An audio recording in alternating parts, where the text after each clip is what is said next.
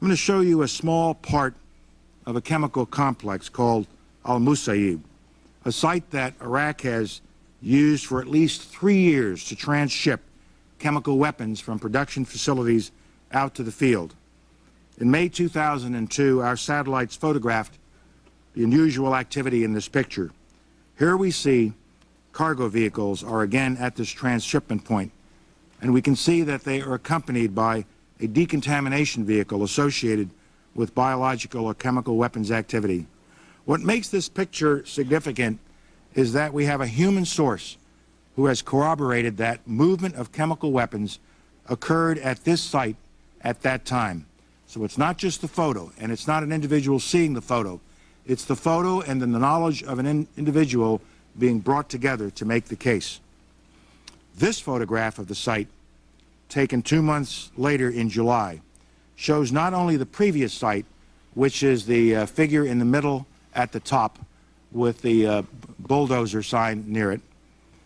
It shows that this previous site, as well as all of the other sites around the site, have been fully bulldozed and graded.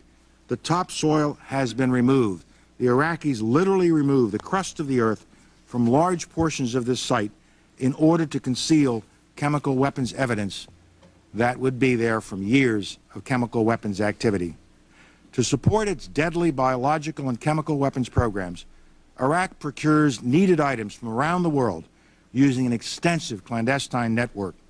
What we know comes largely from intercepted communications and human sources who are in a position to know the facts. Iraq's procurement efforts include equipment that can filter and separate microorganisms and toxins involved in biological weapons, equipment that can be used to concentrate the agent, growth media that can be used to continue producing anthrax and botulinum toxin, sterilization equipment for laboratories, glass-lined reactors and specialty pumps that can handle corrosive chemical weapons agents and precursors, large amounts of thionyl chloride, a precursor for nerve and blister agents, and other chemicals such as sodium sulfide, an important mustard agent precursor. Now, of course, Iraq will argue that these items can also be used for legitimate purposes. But if that is true, why do we have to learn about them by intercepting communications and risking the lives of human agents? With Iraq's well-documented history on biological and chemical weapons, why should any of us give Iraq the benefit of the doubt? I don't, and I don't think you will either after you hear this next intercept. Just a few weeks ago, we intercepted communications between two commanders in Iraq's 2nd Republican Guard Corps. One commander is going to be giving an instruction to the other. You will hear as this unfolds that what he wants to communicate to the other guy, he wants to make sure the other guy hears clearly, to the point of repeating it so that it gets written down and completely understood. Listen. Hello. الو الو تفضل سيدي. الو اخي ابراهيم سيدي. ابراهيم شلونك؟ الله يسلمك سيدي. شلون صرتك؟ الله يحفظك. شلون صرت؟ خير الحمد لله سيدي. نقي ابراهيم. نعم سيدي. الحين اكتب يمك. اي طيب. الو الو تفضل سيدي. مرحبا. ابراهيم. نعم سيدي. نقي ابراهيم. وياك سيدي. رفع. رفع. عبارة عوامل الاعصاب. عوامل الاعصاب. اينما وردت. في التعليمات اللاسلكية. في التعليمات اللاسلكية. زيني؟ صار سيدي. Let's review a few selected items of this conversation. Two officers talking to each other on the radio want to make sure that nothing is misunderstood. Remove the expression, I got it. Nerve agents, wherever it comes up, got it, wherever it comes up, in the wireless instructions, in the instructions, correction, no, in the wireless instructions, wireless, I got it. Why does he repeat it that way? Why is he so forceful in making sure this is understood? And why did he focus on wireless instructions? Because the senior officer is concerned that somebody might be listening. Well, somebody was. Nerve agents. Stop talking about it. They're listening to us. don't give any evidence that we have these horrible agents, but we know that they do, and this kind of conversation confirms it. Our conservative estimate is that Iraq today has a stockpile of between 100 and 500 tons of chemical weapons agent. That is enough agent to fill 16,000 battlefield rockets.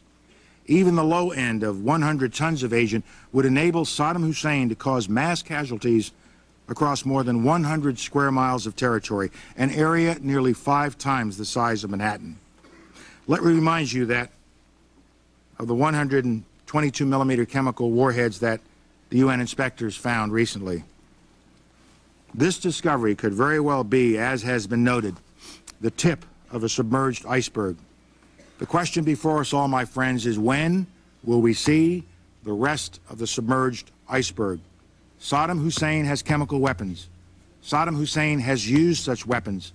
And Saddam Hussein has no compunction about using them again against his neighbors and against his own people. And we have sources who tell us that he recently has authorized his field commanders to use them. He wouldn't be passing out the orders if he didn't have the weapons or the intent to use them.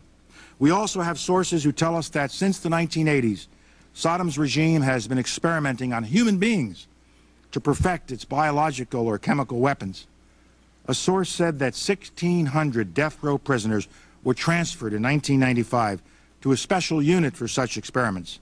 An eyewitness saw prisoners tied down to beds, experiments conducted on them, blood oozing around the victims' mouths, and autopsies performed to confirm the effects of the prisoners on the prisoners. Saddam Hussein's inhumanity has no limits. Let me turn now to nuclear weapons. We have no indication that Saddam Hussein has ever abandoned his nuclear weapons program.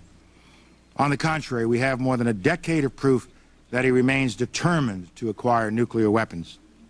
To fully appreciate the challenge that we face today, remember that in 1991, the inspectors searched Iraq's primary nuclear weapons facilities for the first time, and they found nothing to conclude that Iraq had a nuclear weapons program. But based on defector information, in May of 1991, Saddam Hussein's lie was exposed. In truth, Saddam Hussein had a massive clandestine nuclear weapons program that covered several different techniques to enrich uranium, including electromagnetic isotope separation, gas centrifuge, and gas diffusion. We estimate that this illicit program cost the Iraqis several $billion. Nonetheless, Iraq continued to tell the IAEA that it had no nuclear weapons program. If Saddam had not been stopped, Iraq could have produced a nuclear bomb by 1993, years earlier than most worst-case assessments that had been made before the war. In 1995, as a result of another defector, we find out that after his invasion of Kuwait, Saddam Hussein had initiated a crash program to build a crude nuclear weapon in violation of Iraq's UN obligations. Saddam Hussein already possesses 2 out of the 3 key components needed to build a nuclear bomb. He has a cadre of nuclear scientists with the expertise, and he has a bomb design. Since 1998, his efforts to reconstitute his nuclear program have been focused on acquiring the third and last component, sufficient fissile material to produce a nuclear explosion. To make the fissile material, he needs to develop an ability to enrich uranium. Saddam Hussein is determined to get his hands on a nuclear bomb. He is so determined that he has made repeated covert attempts to acquire high-specification aluminum tubes from 11 different countries, even after inspections resumed. These tubes are controlled by the nuclear suppliers group precisely because they can be used as centrifuges for enriching uranium. By now, just about everyone has heard of these tubes, and we all know that there are differences of opinion. There is controversy about what these tubes are for. Most U.S. experts think they are intended to serve as rotors in centrifuges used to enrich uranium. Other experts and the Iraqis themselves argue that they are really to produce the rocket bodies for a conventional weapon, a multiple rocket launcher.